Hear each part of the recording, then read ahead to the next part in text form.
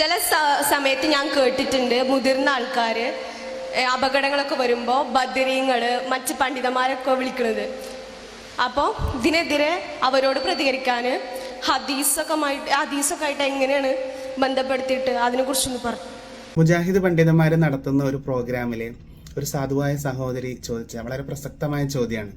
ഇനി മൗലവിയുടെ ഉത്തരം കൂടി നമുക്ക് കേൾക്കാം. എൻ്റെ കയ്യിൽ രണ്ട് സാധനങ്ങളുണ്ട്. ഒന്നൊരു പേപ്പറാണ്, മറ്റൊന്നൊരു മൊബൈലാണ്. ഞാനിത് രണ്ടും കൂടി ചേർത്ത് പിടിച്ചിരിക്കുകയാണ്. ഇനി ഇതിനേക്കാൾ ഇതിനെ ചേർക്കാൻ പറ്റുമോ? പറയൂ, പറ്റുമോ? പറ്റൂല. ഞാനൊരു കാര്യം ചെയ്യുകയാണ്. ഇതിനെ രണ്ടിനെയും കൂടെ ചേർക്കാൻ വേണ്ടി ഒരു പേന ഞാൻ ഇതിൻ്റെ ഇടയിൽ വെച്ചുകൊണ്ട് ഇതിനെ രണ്ടിനെയും കൂടെ ചേർക്കാണ്. ഇപ്പോൾ ഇത് ചേർന്നോ അകന്നോ? ഇത് ചേർന്നോ അകന്നോ? അകന്നു. നിങ്ങൾ ആലോചിച്ച് നോക്കൂ. അള്ളാഹു നമ്മളോട് പറഞ്ഞു, അള്ളാഹു നമ്മളോട് ഏറ്റവും അടുത്തവനാണ് എന്ന്.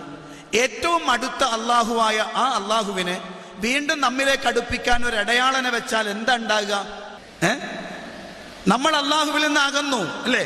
ഞാൻ ഒരിക്കലും വിചാരിക്കുന്നില്ല ആ കൂടിയിരിക്കുന്ന കുട്ടികളോ അതല്ലെങ്കിൽ സഹോദരിമാരോ എപ്പോഴെങ്കിലും ഒന്ന് ഈ ഉദാഹരണത്തെക്കുറിച്ച് ചിന്തിക്കാതിരിക്കില്ല എന്ന്. കാരണം എന്താണെന്നറിയോ, ഇവിടെ യഥാർത്ഥത്തിൽ അദ്ദേഹം ഒരു പേന ഇടയിൽ വെച്ചിട്ട് ഒരു ഇടയാളന്മാരാക്കിയിട്ട് ഒരു ഡ്രാമ കളിക്കുകയാണ് ചെയ്തത്.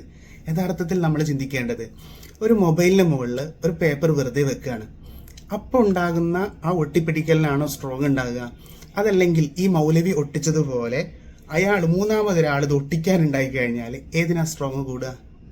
ഈ മൗലവി ഒട്ടിക്കുന്നതിനല്ലേ? യഥാർത്ഥത്തിൽ ഉദാഹരണം അവിടെ കൊണ്ട് അവസാനിപ്പിക്കണമായിരുന്നു. നമ്മൾ പാപികളും ദോഷികളൊക്കെ ആയതുകൊണ്ട് ചിലപ്പോൾ ഉത്തരം കിട്ടാനൊക്കെ ചിലപ്പോൾ പ്രയാസങ്ങൾ ഉണ്ടാവും.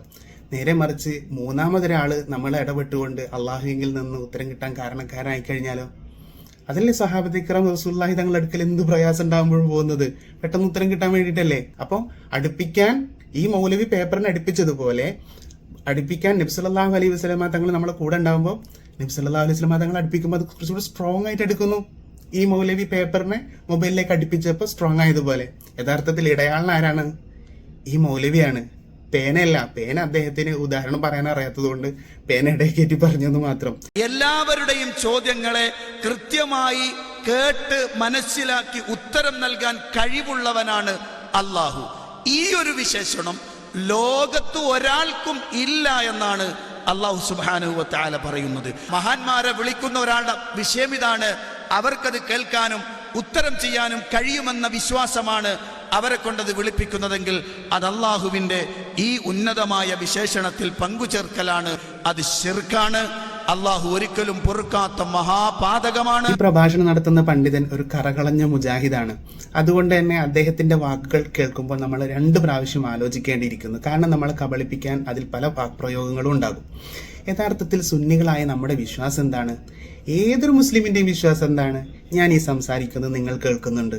ഈ കേൾവി അള്ളാഹ് കേൾപ്പിക്കുമ്പോൾ കേൾക്കുന്നു എന്നല്ലേ നമ്മൾ വിശ്വസിക്കുന്നത്? ഇത് തന്നെയാണ് മഹാന്മാരായ ഔലിയാക്കന്മാരും അമ്പിയാക്കന്മാരും ഒക്കെ. അള്ളാഹ് കേൾപ്പിക്കുമ്പോൾ മാത്രമേ കേൾക്കാനും കാണാനും നമ്മളായാലും മഹാന്മാരായാലും പ്രവാചകന്മാരായാലും ഒക്കെ കഴിയുള്ളൂ. ഇങ്ങനെയാണ് അഹ്ലുസുന്നത്തി വൽ ജമാഅത്ത് വിശ്വസിക്കുന്നത്. അപ്പോഴെങ്ങനെ ഈ സുന്നികൾ അള്ളാഹുൽ പങ്കുചേർത്തു എന്ന് പറയാൻ പറ്റും? അള്ളാഹ് കേൾക്കുന്നത് അള്ളാഹ് കേൾപ്പിക്കുമ്പോഴാ?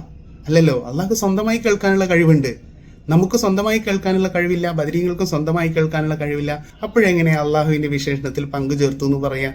യഥാർത്ഥത്തിൽ ഇദ്ദേഹം എന്ത് ചെയ്യാണ്?